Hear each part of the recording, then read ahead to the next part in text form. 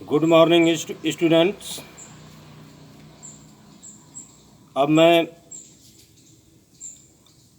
Class 6 के बच्चों को पाठ 2 को पढ़ाने जा रहा हूं, जिसका शीर्षक है पाठ 2। शीर्षक कहानी का नाम हम किसके फूफा जी हैं, और इसके लेखक हैं जितेंद्र वर्मा।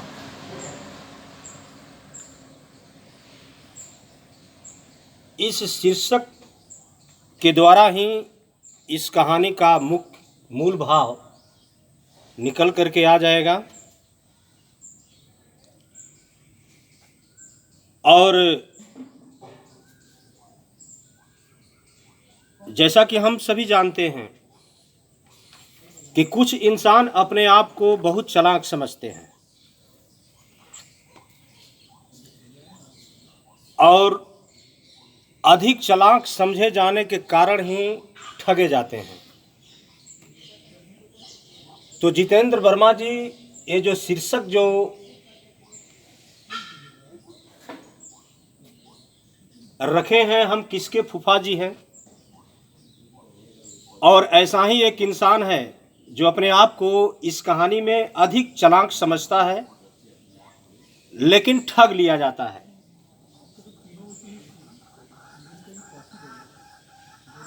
और ठगने के बाद अपनी गलती का पश्चाताप करता है।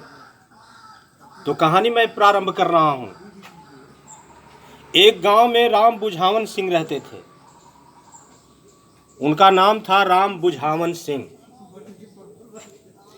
और राम बुझावन सिंह बहुत ही अपने आप को चालाक समझते थे।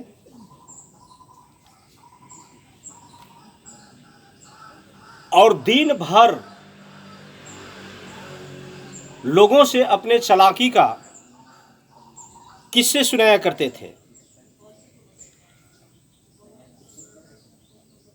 एक बार उन्होंने निश्चय किया, सोनपुर में मेला लगा हुआ था और जाने का निश्चय किया। और मेले जाने के पूर्व उन्होंने तैयारी करना शुरू कर दी। बड़े उत्साह से मेले में उनको जाना था। तैयारी कर रहे थे घर पर, जरूरत की कोई चीज़ न छूटने पाए। और अपने पत्नी से ये कह रहे थे कि जितने मेरे अच्छे अच्छे कपड़े हैं, सभी कपड़ों को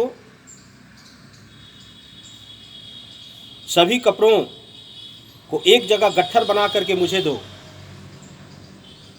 और इस प्रकार जो है वो अपनी तैयारी में लग गए। उनकी पत्नी बोली कि मेले में तो अधिक दिन रहना नहीं है, तो सारे कपड़े क्यों लेकर के जाएंगे। उन्हें अपने ऊपर बहुत गर्व था। उन्होंने कहा कि तुम नहीं समझती हो। डांटते हुए बोले, तुम नहीं समझोगी मुन्ने की माँ। अधिक कपड़े जिसके पास रहते हैं तो लोग समझते हैं कि यह धनी मनी आदमी है, धनी मानी आदमी लोग समझेंगे।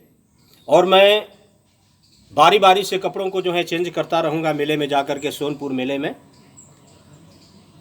इस प्रकार लोग मुझे मेरे लिबास में जब देखेंगे तो मुझे प्रणाम, मेरा स्वागत लोग करेंगे।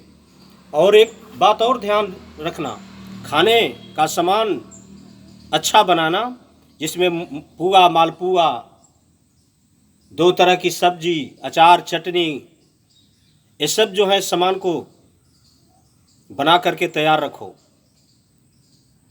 पत्नी उनके आचरण से संतुष्ट नहीं थी। वो जानती थी कि ये अपने आप मुंह मियाँ मिट्ठू बनने का प्रयास कर रहे हैं, लेकिन फिर भी कुछ लोग ऐसा होते हैं। पत्नी बोली कि घबराइए नहीं, मैं सब सामान तैयार मैं कर दी हूँ, निश्चिंत रहिए। और इस प्रकार उन्होंने सारे सामान को चेक किया और मेले में जा पहुँचे। मेले में चहल पहल थी और बहुत से लोग नहाने के लिए नदी की तरफ जा रहे थे। सिर पर गट्ठर रखे बोरा, पीठ पर गठरी, एक हाथ में बक्सा और एक हाथ में झोला लेकर के चल रहे हैं। सामान के बोझ से परेशान थे और धीरे धीरे चल रहे थे। और अचानक 18-19 साल का एक सुंदर लड़का उनके सामने आया और पैर छूकर बोला, प्रणाम फूफा जी। वे अचकचा गए, यानी आश्चर्यचकित हो गए कि भाई, एक इसे तो मैं देखा नहीं हूं। सोचने लगे कि फूफा जी, उनका तो कोई साला है नहीं, तो ये मुझे फूफा जी क्यों कह रहा है। लेकिन वो लड़का उनकी भाव को पहचान गया और मीठे स्वर में बोला, मैं समझ रहा हूं कि आप मुझे नहीं पहचान रहे हैं, क्योंकि असल बात यह है कि फूफा की शादी के बाद पिताजी का जन्म हुआ और आप शादी के बाद कभी ससुराल गए नहीं हैं, फिर भला मुझे पहचानेंगे कैसे।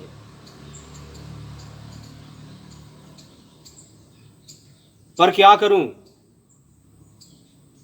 इस प्रकार वो लड़का इनको भ्रम के जाल में धीरे धीरे फंसाना शुरू कर दिया और इतना कह करके लड़का जो है रोने लगा। राम बुझावन सिंह उसे चुप कराने लगे। लड़का फिर बोला, मैं गांव गया तो पता चला कि आप मेला आए हैं। फुआ ने तो मुझे पहचान लिया, कहा कि एकदम अपने दादा पर गया है, उन्होंने मुझे आपका हुलिया बताया। वो लड़का ठग था और कहा कि आप यहाँ पर आए, लेकिन मैं गांव पर गया था, आपके गांव पर, तो वहाँ पर फुआ मुझे पहचान ली और बोली कि तुम बिल्कुल जो है अपने दादा पर गया है। लेकिन वो बोली कि जाओ, तुम्हारे फूफा जी गए हैं सोनपुर के मेले में और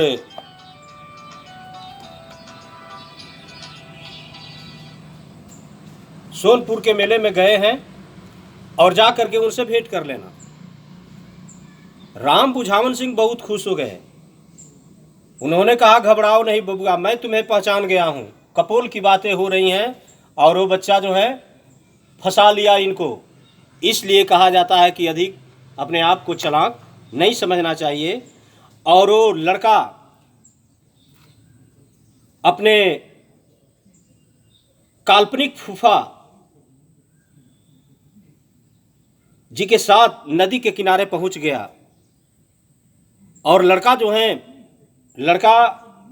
अपने फूफा जी के कान में फुसफुसाते हुए बोला, फूफा जी थोड़ा सावधान रहिएगा, क्योंकि यहाँ पर बहुत चोर उचक्के घूमते रहते हैं। मैं नहाने जा रहा हूँ, आप मेरे कपड़े देखते रहिएगा, नहीं तो कोई लेकर भाग जाएगा।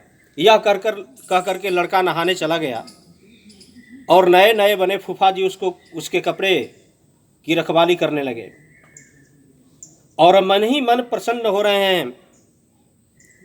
नए बने फूफा जी के लड़का बहुत मेरे काम का आज सिद्ध हुआ और मन ही मन कल्पना कर रहे हैं कि जब मैं लौटूंगा सोनपुर मेले से तो ससुराल जाऊंगा, और ऐसा सोच करके जो है खुश हो रहे थे। और वो लड़का जब नहा करके आया तो बोला कि फूफा जी आप भी जा करके स्नान कर लीजिए नदी में, और मैं सारे सामान का देखभाल कर रहा हूं। उस लड़के के कही हुई बात को सुन करके ये नदी में गए स्नान करने के लिए, खूब मल मल करके शरीर धो रहे हैं और निश्चिंत है कि अब तो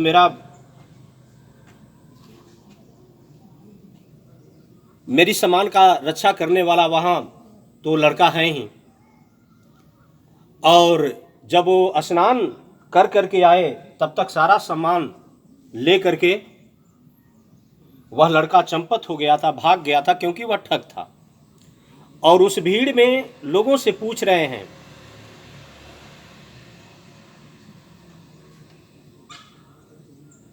कि इसमें से हम किसके फूफा जी हैं। रोनी आवाज बनाते हुए पूछ रहे हैं और कह रहे हैं कि मैं एक लड़का का फूफा जी हूं, लेकिन वो लड़का मिल नहीं रहा है। मैं सामान यहाँ पर रख करके गया था, नहीं मिल रहा है।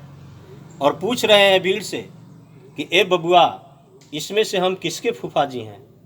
झुंड में कुछ लोग हंस देते थे, कुछ झुझलाते थे, यही आवाज़ दे रहे हैं कि ए बबुआ, इसमें से हम किसके फूफा जी हैं। इस प्रकार हंसी के पात्र बने मेले में। तो कहने का अर्थ ये हुआ, इस कहानी से ये सीख मिलती है कि अपने आप को, किसी भी इंसान को आवश्यकता से अधिक चालाक नहीं समझना चाहिए। अगर ऐसा करते हैं तो हम जरूर कहीं ना कहीं फंस सकते हैं। इसलिए हमें आवश्यकता से अधिक किसी भी कार्य को अपनी क्षमता को परख कर ही करना चाहिए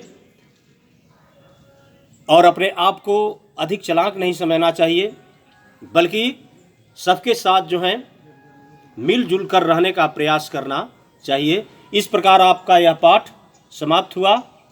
धन्यवाद।